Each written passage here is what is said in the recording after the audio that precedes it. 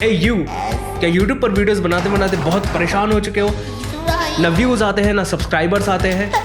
तो मैं तुम्हारे लिए लाया हूँ सिर्फ 3 ऐसी टिप्स जो तुम्हारी YouTube की जिंदगी बदल सकते हैं।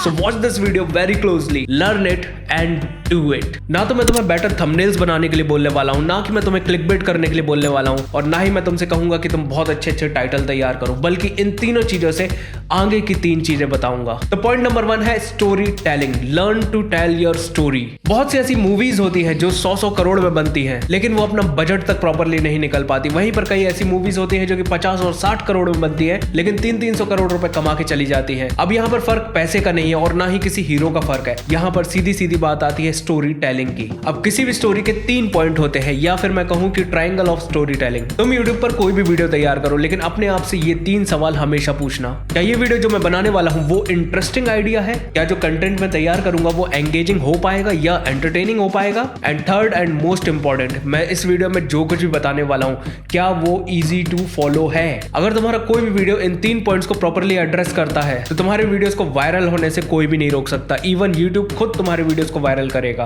Now listen very carefully. Suppose करो कि तुम जो भी वीडियो बनाते हो उसका टॉपिक बहुत इंटरेस्टिंग है, वीडियो जो बन के आई वो काफी ज्यादा एंगेजिंग और एंटरटेनिंग भी है, लेकिन वो इजी टू फॉलो नहीं है, तो तुम्हारा व्यूअर तुमसे कनेक्ट नहीं हो पाएगा, और अगर कोई व्यूअर तुमसे कनेक्ट नहीं होगा तो वो तुम्हें सब्सक्राइब नहीं करेगा। अब ये तीनों चीजें अपनी किसी भी वीडियो में कैसे अप्लाई करोगे इसे समझो। सबसे पहले make it easy for your viewers to keep watching. अब इसके लिए तुम्हें अपने वीडियोस में बहुत ज्यादा फ्लैशेस डालने की जरूरत नहीं है, बार बार अननेसेसरी ट्रांजिशंस को इस्तेमाल करने की जरूरत नहीं है, और ना ही तुम्हें कोई स्टैटिक फुटेज छोड़ने की जरूरत है। स्टैटिक फुटेज से मेरा मतलब है, हेलो दोस्तों, मेरा नाम है विशाल, आप लोग देख रहे हैं हाउ टू वाईटी। जल्दी से सब्सक्राइब कर लीजिए मेरे चैनल को। No one is going to watch your video। अगर अपने वीडियोस को एंगेजिंग बनाना चाहते हो कि लोग तुम्हारे वीडियोस को ज्यादा देखें, तो तुम्हें एक पेस को पकड़ना पड़ेगा और उसी पेस से तुम्हें वीडियोस को बनाना पड़ेगा। पेस से यहाँ पर मेरा मतलब है जिस स्पीड से आप बोल रहे हो या जिस स्पीड से आप बात कर रहे हो वही चीज प्रॉपरली पूरे वीडियो में कंटिन्यू रखो। अगर बार बार आगे पीछे हो गए तो भी तुम्हारा वीडियो उतना ज्यादा एंगेजिंग नहीं लगेगा। अगर तुम लोगों ने यूट्यूब पर मिस्टर बीस्ट का नाम नहीं सुना है तो भाई तुम लोगों ने बहुत कुछ मिस कर दिया है अभी तक।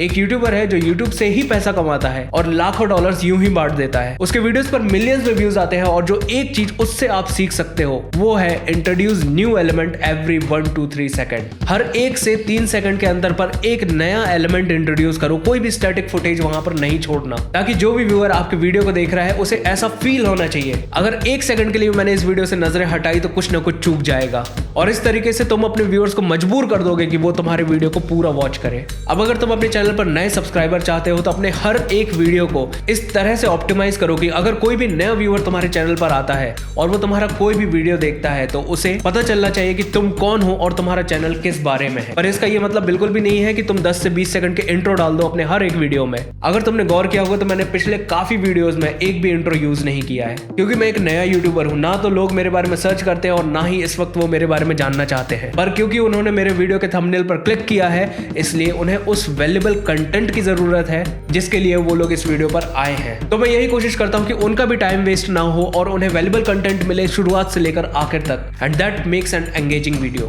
नेक्स्ट पॉइंट है टेक्स्ट का इस्तेमाल करना। मैं इसलिए नहीं कह रहा हूं क्योंकि YouTube इन वीडियो कीवर्ड्स को भी देखता है, नहीं। अब ये टॉपिक तुम्हारे लिए बहुत ज्यादा इंपॉर्टेंट है अगर तुम्हारा गेमिंग चैनल है। अगर गेमिंग चैनल नहीं भी है तो भी इस चीज को बहुत अच्छे से समझना। Reading is an active process. आपको सचेत होकर ध्यान लगाना पड़ता है अगर किसी भी चीज के बारे में आप पढ़ रहे हो तो। वहीं अगर मैं सुनने या देखने की बात करूं तो ये पैसिव प्रोसेस कहलाती है। ये एक्चुअल में ह्यूमन साइकोलॉजी है। जब भी कोई किसी चीज के बारे में पढ़ रहा होता है या उसके सामने कोई भी टेक्स्ट आता है तो तुम्हारे व्यूअर को उसे पढ़ने के लिए बहुत ध्यान लगाना पड़ता है। वहीं अगर तुम किसी चीज के बारे में सुन रहे होते हो या किसी वीडियो को देख रहे होते हो तो तुम्हारा ध्यान जरूर भटक सकता है, लेकिन वहीं अगर तुम अपने व्यूअर के सामने कुछ टेक्स्ट रख दोगे तो व्यूअर्स मजबूर हो जाते हैं उसे पढ़ने के लिए। जैसे कि तुमने ये सारे सबटाइटल्स पढ़े जो मैंने अभी तक तुम्हें दिखाए, और ये भी एक रीजन है कि तुम इस वीडियो को अभी तक वॉच कर रहे हो। और इस तरह के कैप्शंस और हैवी टेक्स्ट का इस्तेमाल करते हुए तुम अपने व्यूअर्स को मजबूर कर सकते हो कि वो तुम्हारे वीडियोस को ज्यादा देखें। नाउ पॉइंट नंबर 2, तुम्हें पता है यूट्यूब पर कोई भी वीडियो वायरल कब होता है? अगर तुम ये सोच रहे हो कि सर्च से जो ट्रैफिक आता है उससे कोई वीडियो वायरल हो सकता है तो ये बिल्कुल गलत है। The best way to grow your channel is suggested traffic. YouTube का रिकमेंड करने का सिस्टम सबसे बेस्ट तरीका है अगर तुम अपने चैनल को ग्रो करना चाहते हो। अब इस बात को बहुत अच्छे से समझना, जो ज्यादातर व्यूअर्स है जो यूट्यूब पर आते हैं हैं वो या तो किसी चीज के बारे में सर्च कर रहे होते हैं या फिर यूं ही YouTube पर थोड़ा सा टाइम बिताने के लिए आते हैं। अब अगर सर्च करने के लिए आए हैं तो वो सीधा सर्च बार पर क्लिक करेंगे और जिस भी टॉपिक के बारे में जानना चाहते हैं उसे सर्च करके देख लेंगे। लेकिन जब एक बार उन्होंने सर्च करके देख लिया तो क्या वो YouTube को छोड़ के चले जाते हैं? 99% केसेस में ऐसा नहीं होता है। वो YouTube पर रुकते हैं और ब्राउज करते हैं और जो भी थंबनेल उनके सामने रिकमेंडेशन में आता है अगर वो इंटरेस्टिंग लगता है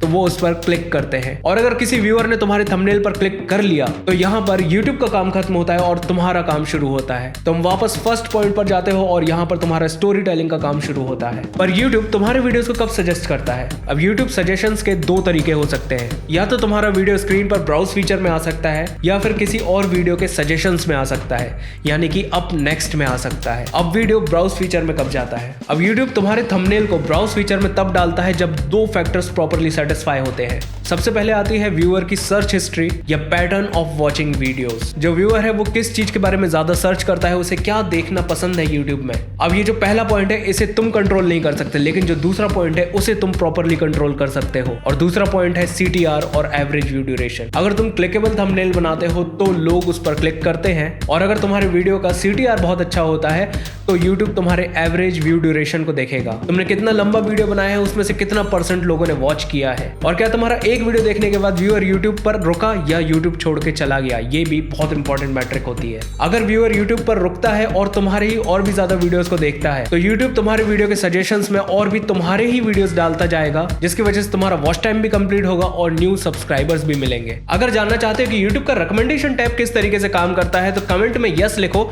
और मैं उसके ऊपर एक वीडियो बहुत ही जल्दी लेकर के आ जाऊंगा। Now by for the most important thing of this video, मेरा मतलब है कि तीसरा पॉइंट जो कि हर एक बड़ा यूट्यूबर तो जानता है लेकिन तुम्हारे साथ उस चीज को शेयर नहीं करता है, एंड दैट इज, नहीं एक मिनट रुको, मुझे ये बताओ कि इस बंदे का फोटो देख के तुम्हारे मन में क्या आता है। अच्छा चलो इसे हटाओ, इस कलर को और इस फॉन्ट को जब तुम एक साथ देखते हो तो तुम्हारे दिमाग में कौन सी कंपनी का नाम आता है? This is the power of branding. और यही तुम्हारा तीसरा और फाइनल सबसे इंपॉर्टेंट टॉपिक है, make yourself a brand. Now branding can be very difficult but it is very important to understand. अगर तुम YouTube पर YouTube ब्रांडिंग लिख के सर्च करोगे तो बहुत सारे ऐसे वीडियोस निकल के तुम्हारे सामने आ जाएंगे जो सिर्फ तुम्हें इतना बताएंगे कि ये जो वाटरमार्क यहाँ पर लगा हुआ है इसे आप कैसे लगा सकते हो।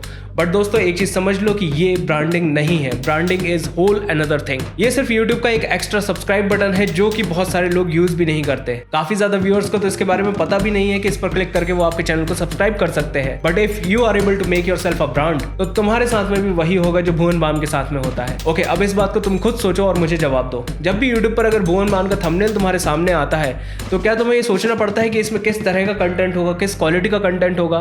तुम्हें पता है कि अगर बीबी की वाइन्स का थंबनेल सामने है तो मुझे कॉमेडी वीडियोस मिलेंगे, वो भी काफी अच्छे लेवल के। दोस्तों यही चीज आशीष चंचलानी के साथ में है, सेम टू सेम चीज टेक्निकल गुरुजी के साथ में है, और बहुत सारे अदर यूट्यूबर्स ने इस चीज को मास्टर कर लिया है। पर एक बात समझ लो कि ब्रांडिंग इतनी आसानी से नहीं होती। अगर तुम्हें अपने आप को ब्रांड बनाना है तो थोड़ी सी मेहनत भी करनी पड़ती है। So in my next video I share the story of 3 YouTubers, काफी डिटेल एनालिसिस के साथ में। नंबर 1, अगर आप हेडशॉट वाले वीडियोस बनाते हो तो किस तरीके से ब्रांडिंग करना चाहिए, अगर आप विदाउट हेडशॉट वाले वीडियोस बनाते हो तो आप किस तरीके से ब्रांडिंग कर सकते हो, और नेगेटिव ब्रांडिंग क्या होती है मैं ये भी आपको बताऊंगा। तो गाइस मेरा नाम है विशाल, आप लोग देख रहे थे हाउ टू IT। अगर वीडियो पसंद आता है तो कमेंट करके मुझे जरूर बताइएगा। मैं मिलता हूँ आपको नेक्स्ट वीडियो में। जय हिंद।